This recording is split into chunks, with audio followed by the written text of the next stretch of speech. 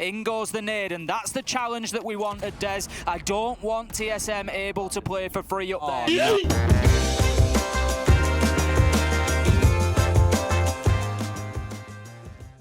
So dudes, in this video I'm going to be doing an analysis of a very long 15-round game between Oxygen and TSM on Cafe that took place at Invite recently during the playoff bracket. Once again, I want to thank Ubisoft for sponsoring this video.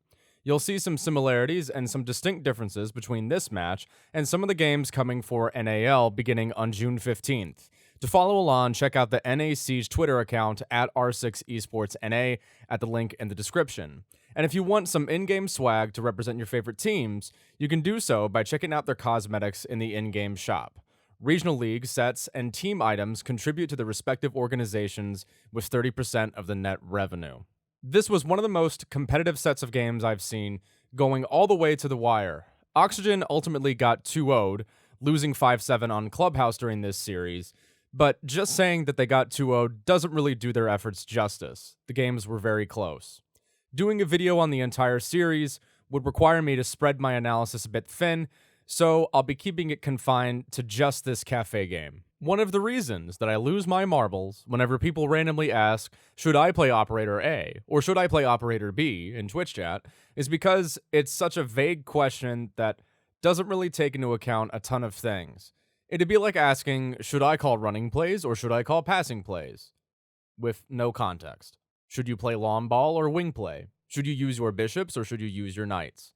In this video, you'll find that there are basic core picks for operator selection, mixed in with a couple sleepers for variety. To visualize this, I made one of my favorite things, a histogram. Not to be confused with histamine, the stuff that comes out of your nose during allergy season. A histogram. It's like a bar graph, except it's not. A bar graph shows frequency by the individual. Sledge showed up 15 times during the match, Hibana showed up 13 times, Yana showed up 5 times, etc. What makes a histogram different is that it shows the frequency of data within a numerical range. How many operators were picked 13 to 15 times? Well, during this game, 4 times to be exact. Sledge, Zofia, Hibana, and Nomad had pick rates between 13 and 15. Between 10 to 12 times, 2 operators fell under this category, Mute and Smoke, and so on. When we see a histogram shaped like this, with high frequency to the left and an immediate tail off to the right, we say that it's skewed right. This means there's a lot of variability in terms of low pick rate, and not so much in terms of high pick rate. High pick rate characters are brought very often without much deviation. These are core picks and have cemented themselves in the Cafe meta. Filling in that 4th or 5th spot is a lot like pulling names out of a hat. You can't really talk about pick rates without looking at the map. Cafe is a linear map. Linear maps in Siege resemble square or rectangle-like shapes with pathing consisting of lots of corridors to clear, with map control often being defined by opening walls or preventing the opening thereof. They're the most straightforward maps in the game, and as a result, often the easiest to teach people. Because linear maps are linear, they often require you to bring lots of dedicated hard breachers and other operators to clear out defender hiding spots that will contest you as you try to open the wall. Oxygen banned Ashe, which a couple years ago might have struck you as odd. But comboing up on Zofia and Ashe lets you clear out a lot of utility. So if you're defending first, and Oxygen was defending first here, it's probably not a bad idea. The Thatcher ban is par of the course right now. The guy is just too good at what he does. If you can play around it, you might as well just get rid of him. Goyo provides a lot of area denial on linear maps like Cafe, and Oxygen didn't want to deal with Mira after the switch. The 4 most picked operators in this match were Sledge, Zofia, Hibana, and Nomad. You can think of this as the core for attacking teams on Cafe. In fact, the most common combination of operators on one team was Sledge, Hibana, Maverick, Nomad, and Zofia, which was brought by TSM 6 times total during the game, at one point being brought 4 times in a row, regardless of the site. This was for a bar, kitchen, or a reading take. The reason this combo works so well is basically it covers all of your bases.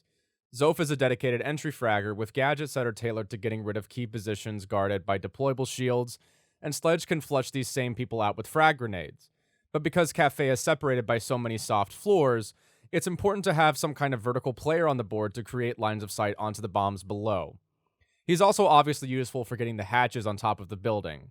Hibana is obviously a very versatile hard breacher and can open hatches as well as walls from a safe distance, but if she's not enough, then Maverick can also pick up the slack, and once again he has frag grenades. Nomad usually rounds out the combo on flank watch.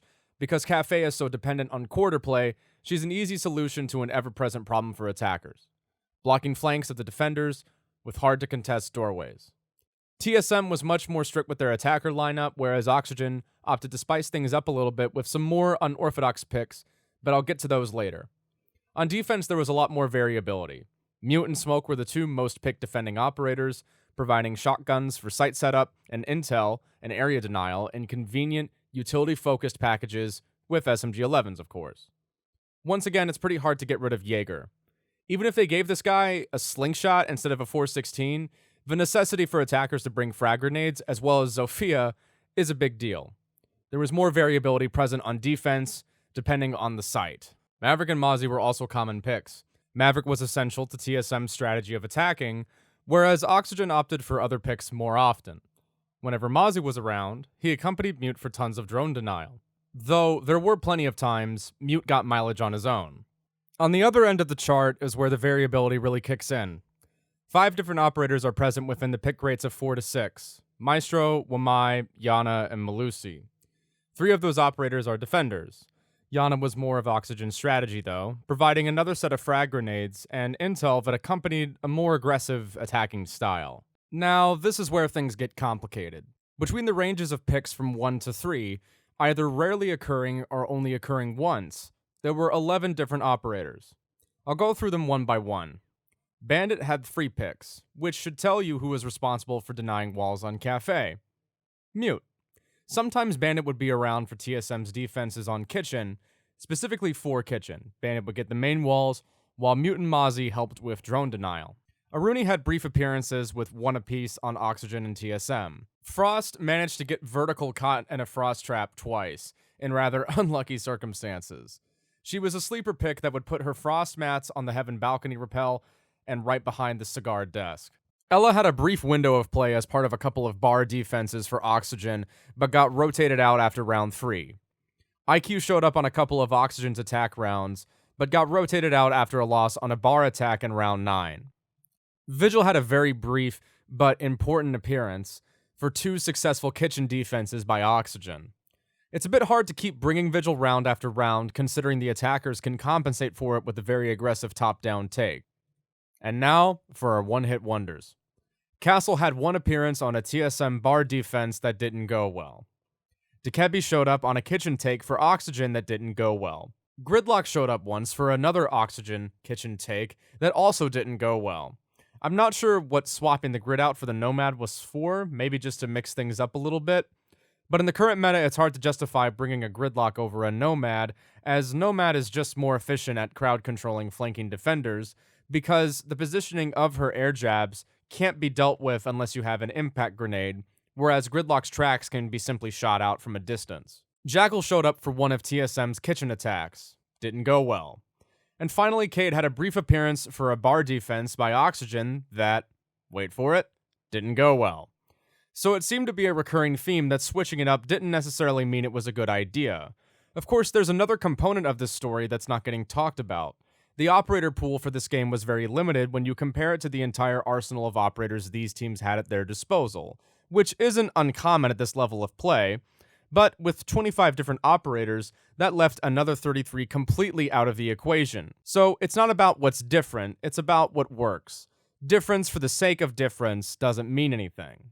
Overall, this was one of the most competitive games of Rainbow Six Siege I've ever seen, and if it's something to indicate anything that will happen in NAL this season, I'm really excited. Once again, I'd like to thank Ubisoft for sponsoring this video. Don't forget to check out the NAL's Twitter page at the link in the description. And if you guys want to see more analytical, competitive Siege content like this, let me know. I hope you guys learned something. Thanks so much for watching. Deuces.